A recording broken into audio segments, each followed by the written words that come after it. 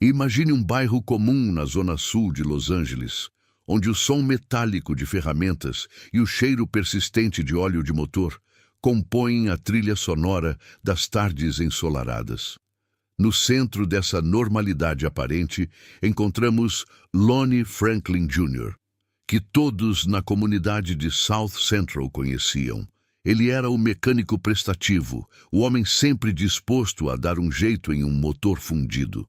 Contudo, sob essa fachada de cidadão exemplar e trabalhador, ocultava-se uma natureza predatória tão sombria que desafiaria a compreensão da justiça por décadas. Lonnie não era apenas um vizinho amigável.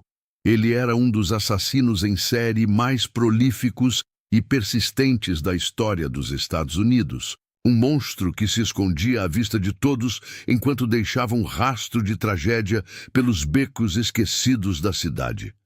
A imprensa e os investigadores acabariam por batizá-lo com um apelido arrepiante, o Grim Sleeper, ou o Assassino Adormecido. Esse nome não foi escolhido ao acaso. Ele surgiu da percepção de que o assassino teria feito uma pausa inexplicável de 14 anos em seus crimes, desaparecendo entre 1988 e 2002. Mas enquanto o mundo acreditava que o perigo havia passado, o mistério apenas se aprofundava. Seria possível que um predador dessa magnitude simplesmente decidisse parar? Ou seria o sono apenas uma falha de percepção de um sistema que parou de olhar para as vítimas? Tudo começou oficialmente em uma noite abafada de 1985, quando o corpo de Deborah Jackson foi descoberto em um beco isolado de South Los Angeles. Deborah foi a primeira vítima registrada, descartada como se sua vida não tivesse valor, entre pilhas de lixo e entulho. Ela foi baleada no peito com uma arma de pequeno calibre, um padrão que se repetiria com uma precisão aterrorizante. Naquele momento, a polícia de Los Angeles não tinha ideia de que estava diante do início de um pesadelo que duraria mais de 20 anos. O cenário era o coração de South Central, uma região mergulhada na epidemia de crack. A negligência urbana era visível em cada esquina pichada e em cada poste de luz quebrado. Era o terreno de caça perfeito para alguém como Lonnie. O padrão de operação de Lonnie era tão simples quanto cruel. Ele aproveitava-se da vulnerabilidade extrema de mulheres que lutavam contra o vício ou a pobreza, usando sua aparência inofensiva para ganhar confiança. Ele circulava pelas ruas em seu carro, oferecendo caronas, dinheiro ou drogas, transformando seu veículo em uma armadilha mortal. Uma vez dentro do carro, a hospitalidade do mecânico prestativo desaparecia, dando lugar a uma violência fria e calculista. Sua eficiência técnica mantinha a polícia sempre um passo atrás. A atmosfera em South Central era de medo constante, mas um medo que muitas vezes era silenciado pela desconfiança em relação às autoridades. Enquanto corpos continuavam a aparecer em lixeiras e áreas abandonadas, a conexão entre eles demorava a ser traçada. No entanto, os investigadores já possuíam uma pista técnica crucial desde cedo: a balística. Exames laboratoriais confirmaram que uma mesma arma de calibre 25 estava sendo usada em múltiplos assassinatos. O rastro de metal estava lá, apontando para um único culpado, mas a polícia falhou em alertar a comunidade sobre a existência de um assassino em série ativo na região. Esse silêncio permitiu que o predador continuasse a sua vigília sombria. O mistério do hiato de 14 anos permanece como uma das questões mais inquietantes deste caso. Enquanto a narrativa sugeria que Lonnie Franklin Jr. havia adormecido, muitos especialistas e familiares de vítimas questionam se ele realmente parou ou se a invisibilidade de suas vítimas permitiu que ele continuasse matando sem ser detectado. Antes de prosseguirmos, inscreva-se no canal e nos conte nos comentários de onde você está nos assistindo. A tensão nas ruas de Los Angeles só aumentava à medida que o número de vítimas subia e o silêncio das autoridades se tornava ensurdecedor, criando um terreno fértil para que o Grim Sleeper continuasse sua jornada de horror, sem saber que o passado bateria à sua porta. A década de 1980 em Los Angeles não era apenas o cenário vibrante de Hollywood que o mundo via nas telas. Nos subúrbios de South Central, a realidade era ditada pela devastadora epidemia de crack. Essa crise de saúde pública e segurança transformou bairros inteiros em zonas de abandono, onde o desespero e a violência urbana se tornaram o cotidiano de milhares de famílias. Para Lonnie Franklin Jr., este caos social funcionava como uma cortina de fumaça perfeita, camuflando suas ações predatórias sob o manto da criminalidade comum. As mulheres que ele escolhia como alvos eram frequentemente aquelas que a sociedade já havia marginalizado. Dependentes químicas e profissionais do sexo que lutavam para sobreviver em um ambiente hostil. Para o sistema, essas mulheres eram invisíveis, o que permitia ao assassino agir com uma impunidade quase absoluta por tanto tempo. Nesse cenário sombrio, floresceu uma mentalidade institucional tóxica dentro de certas divisões da polícia, resumida na sigla extraoficial NHI, que significava No Humans Involved, ou Sem Humanos Envolvidos. Esse termo cruel era usado internamente para descrever crimes cometidos contra pessoas que os investigadores consideravam irrelevantes ou culpadas por suas próprias condições sociais. O racismo sistêmico e a profunda desigualdade econômica de Los Angeles criaram um vácuo de justiça, onde a morte de uma mulher negra em South Central não recebia a mesma atenção ou recursos que um crime em áreas nobres. Essa negligência institucional foi o que permitiu que um assassino em série operasse no mesmo raio de poucos quilômetros por mais de 2 décadas sem ser incomodado pelas autoridades. Contudo, em 1988, o destino de Lonnie cruzou-se com o de Enietra Washington, a única mulher que conseguiria desafiar a sua sentença de morte. Enietra estava caminhando pela rua quando foi abordada por um homem que dirigia um Ford Pinto laranja. Com um charme superficial e uma atitude que não levantava suspeitas imediatas, ele a convenceu a entrar no veículo. O pesadelo começou pouco depois, quando Lonnie sacou uma arma e disparou contra o peito da jovem. Enquanto ela lutava para permanecer consciente, ele a agrediu sexualmente e, em um gesto de sadismo puro, utilizou uma câmera Polaroid para tirar uma fotografia de sua vítima ferida. Acreditando que Enietra estava morta, ele a empurrou para fora do carro em movimento, deixando-a para trás como se fosse apenas mais um descarte em um beco escuro de Los Angeles. Milagrosamente, Enietra Washington sobreviveu. Ela rastejou em busca de socorro e, nos dias que se seguiram, forneceu às autoridades informações que poderiam ter encerrado a carreira de Lonnie Franklin Jr. ali mesmo. Ela descreveu o Ford Pinto laranja com detalhes, forneceu o perfil físico exato do agressor e indicou a localização do crime. No entanto, em um erro catastrófico de investigação que ecoaria por anos, o relato de Enietra foi arquivado e praticamente esquecido nos registros da polícia. O carro laranja continuou a circular livremente pelas ruas e o mecânico prestativo permaneceu intocado, enquanto a polícia negligenciava a única testemunha ocular capaz de identificar o monstro que eles alegavam estar procurando incansavelmente. O caso entrou em um estado de dormência oficial, mas o assassino nunca parou de observar suas presas.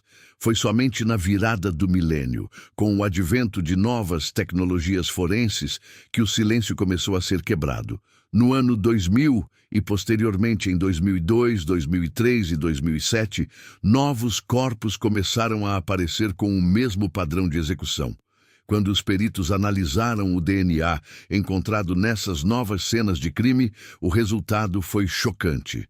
O perfil genético correspondia exatamente aos casos arquivados da década de 1980. O Grim Sleeper não era um mito do passado. Ele estava ativo e continuava a deixar um rastro de sangue pela cidade, provando que o hiato era apenas uma falha na vigilância policial. A revelação de que um assassino em série estava à solta por tanto tempo gerou uma crise de confiança sem precedentes. A pressão da mídia, especialmente através de reportagens contundentes do LA Weekly, expôs a falha monumental do sistema e forçou a criação de uma força-tarefa especial, focada exclusivamente no caso. Os detetives mergulharam em pilhas de evidências antigas, mas enfrentaram um obstáculo técnico desesperador. O DNA do assassino, embora perfeitamente preservado, não encontrava correspondência no Sistema Nacional CODIS.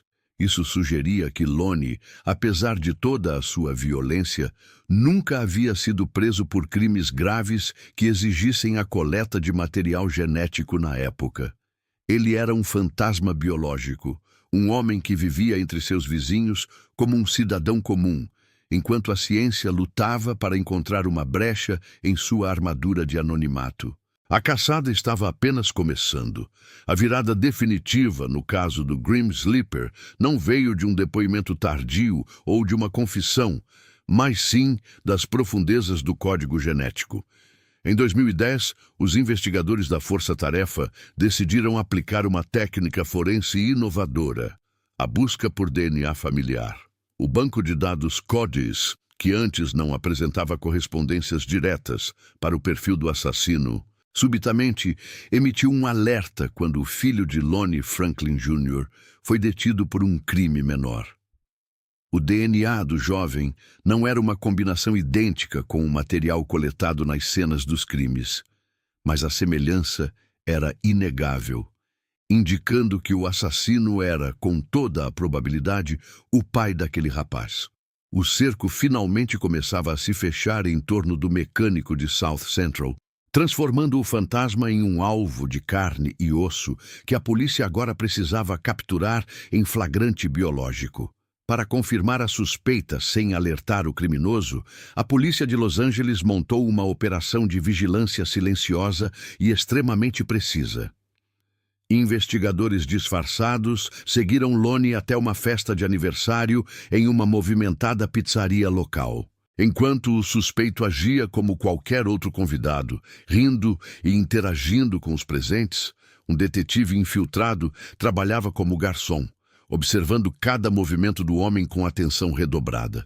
Quando Lonnie terminou de comer e descartou os restos de sua refeição, o investigador agiu rapidamente para recolher uma crosta de pizza e alguns utensílios usados. Aquele pedaço de massa descartado continha a peça final do quebra-cabeça, a saliva de Lonnie. Dias depois, o laboratório entregou o veredito, confirmando com 100% de certeza que a amostra pertencia ao assassino que aterrorizara a cidade por 25 anos. Em julho de 2010, a fachada de normalidade de Lonnie Franklin Jr. desmoronou quando a polícia invadiu sua residência. O que os investigadores encontraram dentro daquela casa superou os piores pesadelos da força-tarefa. No sótão e em compartimentos escondidos, Lonnie mantinha um arquivo macabro de suas conquistas predatórias.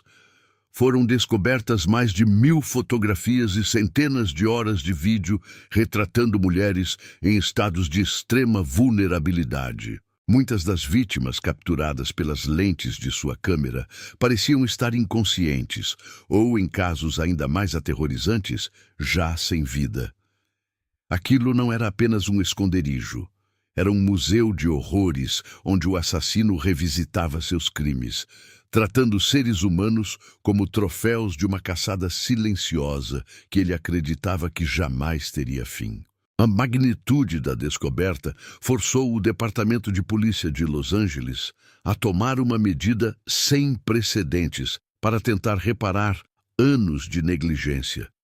Diante da dificuldade de identificar todas as mulheres presentes nas imagens, as autoridades divulgaram publicamente 180 fotos. encontradas na casa de Lonnie, apelando para que a comunidade ajudasse a dar nomes àquelas faces esquecidas. O processo foi doloroso, reabrindo feridas em famílias que esperavam por notícias de entes queridos desaparecidos há décadas. Muitas dessas mulheres nunca foram localizadas, sugerindo que a lista oficial de vítimas de Lonnie, que incluía nomes como o de Deborah Jackson, era apenas a ponta de um iceberg muito mais profundo e sombrio do que a justiça ousava admitir inicialmente. O julgamento de Lonnie Franklin Jr., iniciado em 2016, tornou-se um acerto de contas histórico para a região de South Central e para as famílias que foram ignoradas por tanto tempo. O momento mais impactante de todo o processo foi o depoimento de Enietra Washington, que após quase 30 anos confrontou seu agressor diante do tribunal, servindo como a voz de todas aquelas que não puderam estar ali para testemunhar. Lonnie foi condenado por 10 assassinatos confirmados e pela tentativa de homicídio contra Enietra, recebendo a sentença de morte. Entretanto, a justiça terrena seguiu seu próprio curso biológico e o assassino morreu de causas naturais na prisão em 2020, antes que sua execução ocorresse. Sua morte encerrou um capítulo jurídico, mas não apagou as cicatrizes deixadas na alma da cidade. A trajetória de Lonnie Franklin Jr. deixa um legado amargo e uma reflexão necessária sobre o valor da vida humana na justiça criminal. O silêncio de 2 décadas e a impunidade de que ele desfrutou não foram apenas frutos de sua astúcia, mas de uma falha coletiva das instituições e da sociedade. A política implícita de negligência para com as comunidades marginalizadas permitiu que um monstro operasse à vista de todos, prosperando na invisibilidade de suas vítimas. Este caso serve como um lembrete urgente de que nenhuma vida deve ser considerada descartável e de que a busca por justiça deve ser universal, independentemente da condição social. Que a história do Grim Sleeper nos ensine a nunca mais aceitar a indiferença como resposta diante da barbárie e a valorizar tecnologias que podem trazer luz aos becos mais escuros da nossa história. É fundamental que a sociedade permaneça vigilante, pesquisando casos arquivados e exigindo que cada cidadão seja protegido com o mesmo rigor, garantindo que ninguém mais seja deixado para trás.